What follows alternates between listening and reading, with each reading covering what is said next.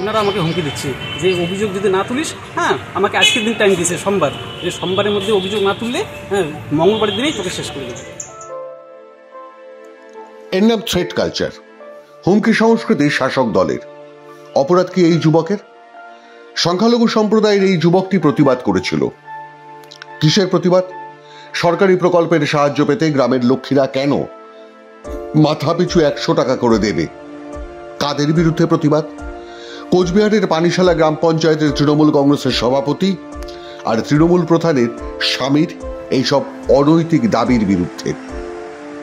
ওনারা আমাকে হুমকি দিচ্ছে যে অভিযোগ যদি না তুলিস, হ্যাঁ আমাকে আজকের দিন টাইম দিয়েছে সোমবার, যে সোমবারের মধ্যে অভিযোগ না তুললে হ্যাঁ মঙ্গলবারের দিনেই তোকে শেষ করে দেবে।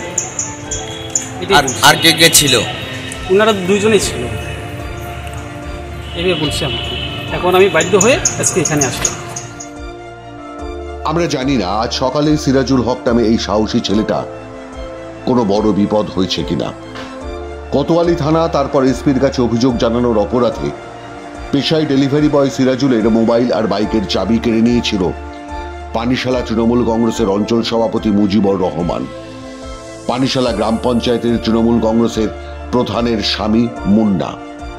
তারপর কোনো ক্রমে সোমবার এসেছিলেন বিডিও অফিসে অভিযোগ জানাতে। কল রেকর্ডিং করিস বেটা? কই কল রেকর্ডিং করি? তুম করে উঠিল তোর কি কিসের জন্য কল তুম করে উঠিল? ও জি সাউন্ডে বাড়ানো। ঠ্যাং ধরছিস? এলাও মোর। হ্যাঁ ঠ্যাং ধরছিস কি? তোর ওই কল রেকর্ডিং না, তোর কল রেকর্ডিং শোনার যে তোর কোন বাপ আছে? কে ফোন করলেন? তোর কোন ভাব আছে এই কল রেকর্ডিংটা শোনাই? কিন্তু কেন এত বেপরোয়া পানিশালা তৃণমূল কংগ্রেসের অঞ্চল সভাপতি মুজিবুর রহমান আর পানিশালা গ্রাম পঞ্চায়েতের তৃণমূল প্রধানের স্বামী মুন্না, যিনি একটা বইয়ের দোকান চালান, যে দোকানের নাম বার্লিন বুকস? কেন এত রাগ দুজনের? কারণ এরাই তারা যারা পানিশালার গ্রামবাসীদের ঠকিয়ে লক্ষ্মীর ভান্ডারের রিনিউয়াল নাকি করাচ্ছিলেন 100 টাকার বিনিময়। জমা দেওয়া খায়, তা মুই তো বাড়ি ছিল না, বউগুলোকে আবার এলে বলে জমা দেওয়া খাবে। কিসের? লক্ষ্মী ভান্ডারের জেরক্স করে জমা দেওয়া খাবে। তা মুই ফির জেরক্স করি এলে নিয়ে গেছ, নিয়ে যা মোবাইল নাম্বারটা দিয়ে তারপরে ওর কোনো জমা দিয়ে গেলে এলাকায় 100 টাকা লাগবে। লক্ষ্মীর ভান্ডারের ফর্ম ফিল আপ করলে 100 টাকা? ফর্ম তো ফিল আপ করি নিলেন, আমরা বাড়িতে নিয়ে গেছি। 100 টাকা করে নিল অফিস? হ্যাঁ, আমরা খালি ওই তোমার নাম কি, তোমার গ্রামের নাম কি, মুখ আমার বাড়ি নিয়ে এটা কোনায় পানিশালা, লেকিন বাস 100 টাকা নিল। লক্ষ্মীর ভান্ডারে টাকা পান, তাহলে দুয়ারে সরকারের আগে আপনাকে আবার কাগজ সহ 100 টাকা জমা দিতে হবে, তাহলেই এই বছরের লক্ষ্মীর ভান্ডার মিলবে। কি কয় তোর ভাতারে কামাই করে তো মাগি হুস পাবো কি? কামাই করার ঠেলা আছে, 100 টাকা করে আমরা দেবো। এরপরে আরো বউটি কইছি কোন এটা কইছি আমি করি মাগি হুস পাবো কি? তা মুখ খারাপ করে গাল করিস না। গেছিস তা কত কি করবো? মুই তো কচং দিদি আমাক পাইছিয়ে দেয়, দিদি আমাক পাইছিয়ে দেয়। আমরা গরিব মানুষ, আমরা কিসের আরো 100 টাকা দেই? বলে 100 টাকা না দিলে এলে জমা নেওয়া হবে না।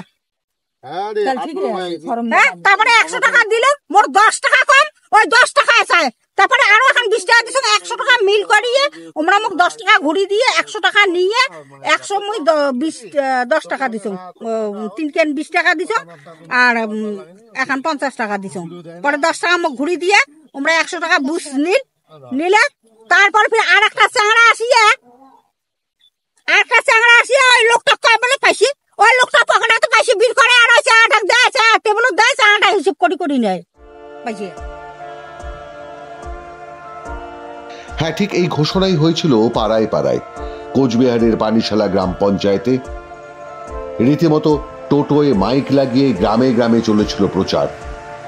গ্রামের গরিব মানুষ হতবাক, সরকার দিচ্ছে টাকা, গতবারও তালিকায় নাম ছিল, তাহলে এবার আবার 100 টাকা দিয়ে নাম লেখাতে হবে কেন? 100 টাকা না দিলে কি নাম কাটা যাবে? এমন প্রশ্ন কেউ কেউ করেছেন। আর বেশিরভাগ গরিব মানুষই বিনা প্রশ্নে জোগাড় যন্ত্র করে দিয়ে গেছেন হাতে 100 করে টাকা। তোমরা কি করছো? পানিশালা অঞ্চলে সবাই দিবে লাগছে। 4 নম্বরের একটা যে বোড়ামারির ইয়ে ওলে আছে ওলে ন দিলে হ্যাঁ, হ্যাঁ 100 টাকা করে 100 টাকা করে। তো একটা বউ আর কলকে বলে আমরা তো চকিতে রিটেস কালকে দিছি, তাহলে ওষুধ নিয়ে এসো। রসিদ চাই হ্যাঁ মানে তোমার পয়সা ঘুরি দেয় নাই? না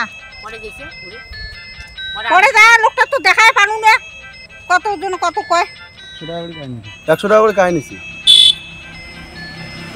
ওটা একটা লোক বসছে না, একটা লোক একটা লম্বা করি একটা চাংড়া বসছে, মুই তো আসছে না অঞ্চলের লোক অঞ্চলের না কিসের ওই চাংড়াটা লেখছে, লেখি এখন হলুদ এখন কাগজ দিছে দিয়ে 100 টাকা করে নিছে, আর ওই জেরক্সগুলো জমা নিচ্ছে। আর কয় লক্ষ্মীর ভান্ডারের জন্য 100 টাকা করে লাগবে। হ্যাঁ অঙ্করি কয় নাহলে কাগজ জমা নেয় না। সবাই দিবে দেশে, তার মুই এলা কি করে মুইও দিছ। আমরা পরে কিসের 100 টাকা দেই, তা কিছুই কয় না, কথাটা কিছু কয় না।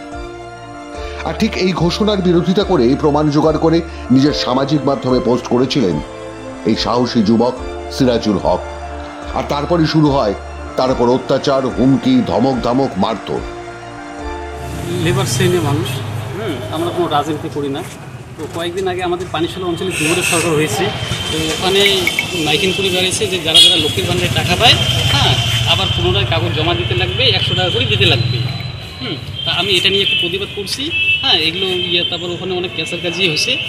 তারপরে এগুলো ভিডিওটা আমি ভাইরাল করে দিছি, তারপর থেকে আমাকে মারার হুমকি দিচ্ছে। এরপরে আমি কোতোয়ালি থানায় এসপি অফিসেও লিখিত অভিযোগ করেছি।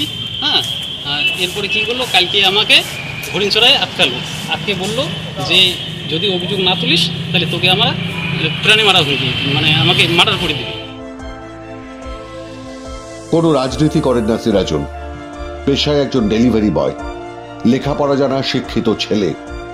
তিনি জানেন সরকারি প্রকল্প বছর বছর রিনিউয়াল করতে হয় না, আর ওই লক্ষ্মীর ভান্ডার দেখিয়ে গ্রামে গ্রামে টাকা তোলাও যায় না। প্রথমে স্থানীয় কোতোয়ালি থানা, তারপর এসপি অফিসে অভিযোগ জানিয়েও যখন কোনো নিরাপত্তা মেলে না, যখন কোনো বিচার মেলে না, উল্টে অভিযুক্তরা টেলিফোন করে হুমকি দেন। কল রেকর্ডিং করিস বেটা? কই কল রেকর্ডিং করি? তুম করে উঠিল তোর কি কিসের জন্য কল তুম করে উঠিল? ও জি সাউন্ডে বাড়ানো। ঠ্যাং বসছিস? এলাও মোর হ্যাঁ ঠ্যাং বসছিস কি? তোর ওই কল রেকর্ডিং না, তোর কল রেকর্ডিং শোনার যে তোর কোন বাপ আছে? কে ফোন করলেন? তোর কোন ভাব আছে এই কল রেকর্ডিংটা শোনাই? এবং সেসব নিয়ে প্রতিবাদ করলে যারা প্রাণে মারার হুমকি দেয় তারাই আসল অপরাধী।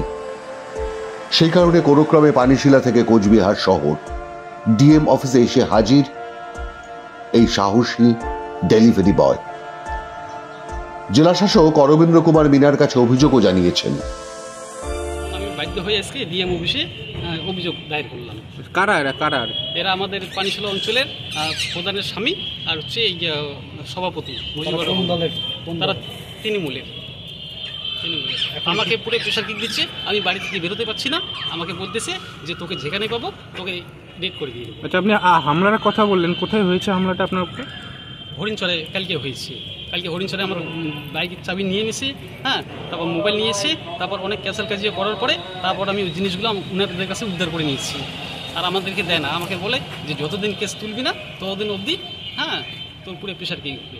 মানে কি হুমকি দিচ্ছে? আমাকে মার্ডার করবে, কেস না তুললে আমাকে মার্ডার করবে। কিন্তু জানেন না এরপর ঘরে ফিরবেন কি করে, ফিরলেও কি হাল হবে তার। সেই কারণেই আমরাও জানি না আজ কোনো বড় বিপদ হয়েছে কিনা সিরাজুলের। কিন্তু এটা সত্য, মাননীয় মুখ্যমন্ত্রী মমতা বন্দ্যোপাধ্যায়ের দলের লোকজনেরাই সরকারি প্রকল্প লক্ষ্মীর ভান্ডারকে সামনে রেখে বেপরোয়া তোলাবাজি চালাচ্ছে গ্রামে গ্রামে, পঞ্চায়েতে। কি কয় তোর ভাতারে কামাই করে তো মাগি হুশ পাবো কি? কামাই করার ঠেলা আছে, 100 টাকা করে আমরা দেবো। এরপরে আরো বউটিও কইছি কোন এটা কইছি অঙ্করি মাগি হুশ পাবো কি? মুখ খারাপ করে গাল করিস না। গেছিস কত কি করবো? মুই তো কচ দিদি আমাক পাইছিয়ে দেয়, দিদি আমাক পাইছিয়ে দেয়। আমরা গরিব মানুষ, আমরা কিসের আরো 100 টাকা দেই, বলে 100 টাকা না দিলে এলে জমা নেওয়া হবে না। তারপরে 100 টাকা দিলে মোর 10 টাকা কম, ওই 10 টাকা চায়।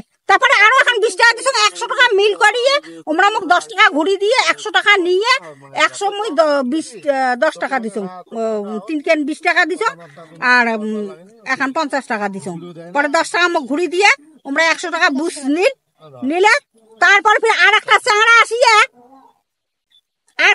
আসিয়া ওই লোকটা কয় বলে পাইছি, ওই লোকটা পকেটাতে পাইছি বিল করে আর ওই চাটা দেয়, চা টেবিল দেয়, চাটা হিসেব করি নেয় পাইছি। আর প্রতিবাদ করলে সাধারণ মানুষের জুটছে প্রাণে মারার হুমকি। তৃণমূল কংগ্রেসের হুমকি সংস্কৃতি, থ্রেট কালচার। আর তার বিরুদ্ধেই রুখে দাঁড়িয়েছেন এই ডেলিভারি বয় সিরাজুল হক। মাধ্যম ব্যুরো রিপোর্ট।